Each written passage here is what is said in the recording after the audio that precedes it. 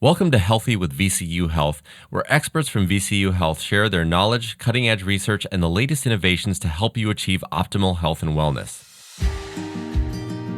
In this episode, Dr. John McCarty, Director of Cellular Immunotherapies and Transplant at VCU Massey Cancer Center, discuss a rapidly emerging type of cancer therapy that reprograms patients' own immune cells to treat their cancer. It's called CAR T-cell therapy, and these treatments have captured the attention of researchers and the public because of the remarkable responses they have produced in some patients, both children and adults, for whom all other treatments had stopped working. Dr. McCarty led the first team in Virginia to offer the FDA-approved CAR T-cell therapy, and today he explains how the therapy works, who might benefit from it, and the research underway to improve it and expand its use. I'm Prakash Chandran, and Dr. McCarty, let's get right into it. What exactly is CAR T-cell therapy?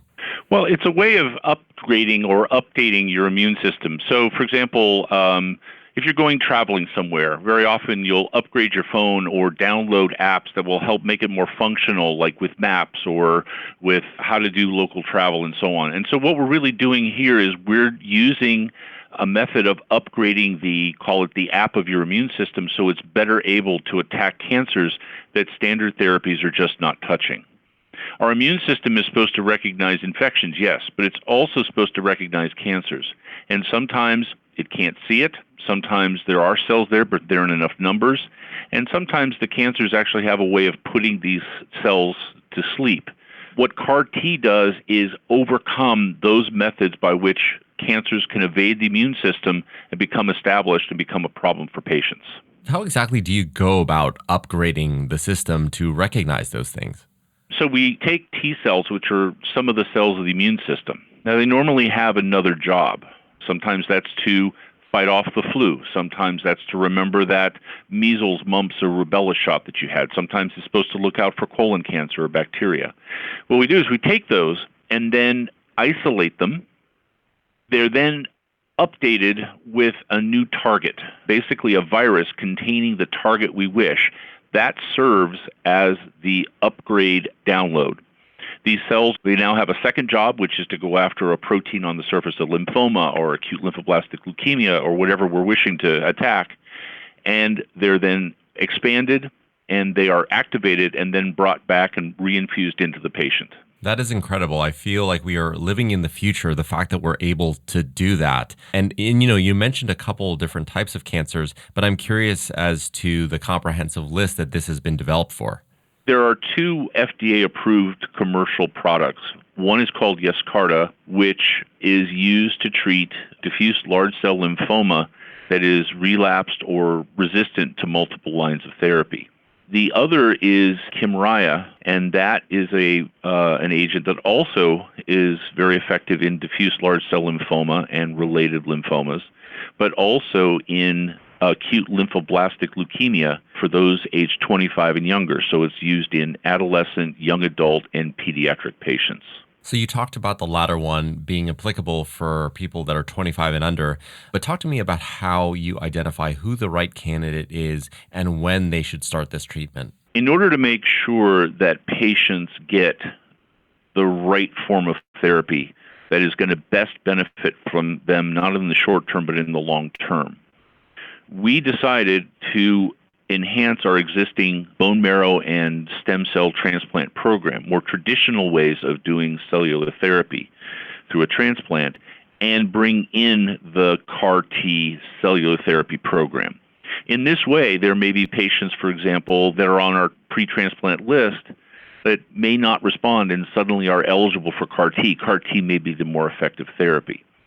So in general, CAR T at this time is most effective in patients whose disease is not responding, or there's a substantial amount of their lymphoma or their leukemia left behind. And we know from past experience and studies that these patients don't do as well if we applied standard therapies.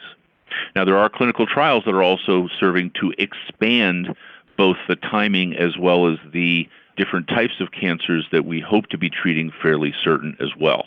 So we're not just stopping here.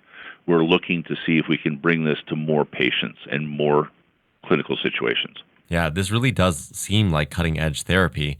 And while you alluded to this earlier, I'd love to learn a little bit more about all of the benefits that a patient undergoing CAR T can enjoy. Well, from the first studies with these FDA-approved products, typically these were patients who we really had no options left. And to be able to, for example, in the case of non-Hodgkin's lymphoma, to be able to offer a therapy that would bring someone 60% chance or better of getting a response where they hadn't received a response in 3 or even up to 9 different kinds of therapies beforehand is truly remarkable. Likewise, for pediatric and young adult patients who have ALL where the survival at 2 years is essentially 0, to be able to get 90% of them into remission and show that 2 years later that 75% of them or greater are still in that remission and staying there.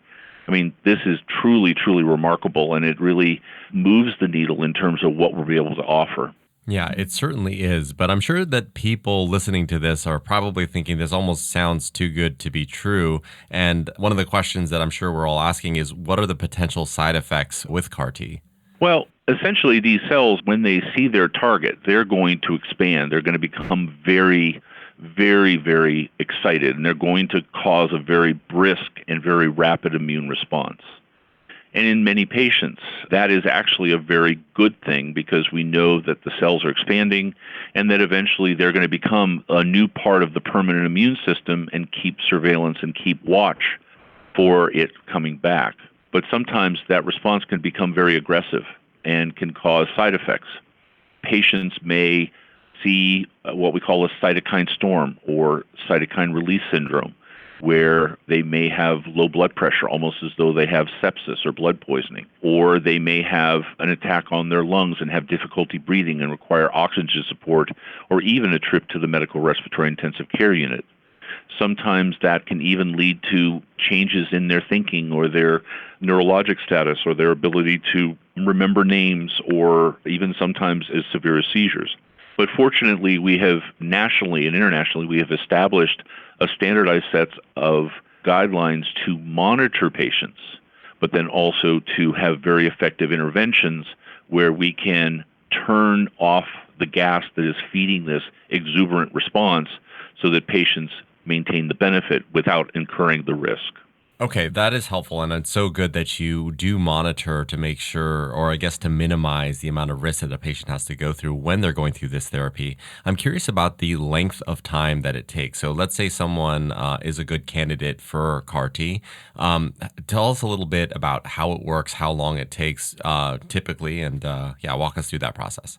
So if someone is deemed eligible, we will do testing to make sure that they are fit and that there aren't other medical problems that might actually incur greater risk than benefit for, the rigors of this treatment. We can't always predict who's going to have these more outsized reactions, and so we treat everyone the same to make sure they're fit and we can support them adequately. We then do the collection of the cells. That's basically a 2 or 3 hour session as an outpatient in the blood bank. And then it goes back to the central laboratories of the respective places where these are created. And it takes about 3 weeks on average, sometimes a little less, sometimes a little longer, to actually have the cells created, expanded, and then shipped back to us. At that point, when we know we have the cells in hand, patients are admitted and they receive 5 days of chemotherapy that essentially makes room in their immune system for these new cells to be able to operate, to be able to expand, to be able to be effective. And depending on whether someone has a more outsized reaction or not, they're in the hospital typically for about anywhere from 10 days to 2 to 3 weeks thereafter. And Dr. McCarty, in closing here, is there anything else that you would like our audience to know or understand about the CAR T cell therapy? Absolutely. Well, we have a website through the Massey Cancer Center that talks about CAR T, but in keeping with the Massey mission, we are not willing to be content with just what is currently FDA available. It's not available everywhere. It's available at specific centers that have done an extensive amount of work and program development and preparation so that we can keep patients getting the treatment appropriately but also safely. But more than that, we see the great benefit from this. We need to learn long-term how durable this response is. We know that people who are in response at 6 months will likely stay in remission for 2 years or longer. And it's not that things are going to fall apart after that. We just don't have the long-term data, and we as a national community are learning this as we follow patients longer. But we also want to see it for other diseases. There are other lymphomas. Perhaps, for example, we have a trial here comparing for patients using CAR-Ts for patients who have chronic lymphocytic leukemia or its lymph node lymphoma-related brother. We're also even comparing it with what we standardly use for bone marrow transplant. If someone has a first relapse of their diffuse large cell lymphoma, we're comparing CAR-T against transplant to see which is more effective, which is more beneficial in terms of patients' quality of life, and also asking the very important healthcare resource questions about how we can best manage medical healthcare resources and finances. Finally, we're also straying into even some solid tumors where we hope soon to offer transplant for certain kinds of sarcoma and probably into certain kinds of solid tumors that may have specific protein targets on their surface. So this is really just the beginning. Well, Dr. McCarty, this has been a fascinating conversation learning about CAR-T, so I really appreciate your time. Thank you all for listening to Healthy with VCU Health. To learn more about CAR-T cell therapy at VCU Massey Cancer Center, visit masseycit.org. That's masseycit.org, or call 804-828-4360. If you found this podcast helpful, please share it on your social channels, and be sure to check out the entire podcast library for topics of interest to you. Thanks, and we'll see you next time.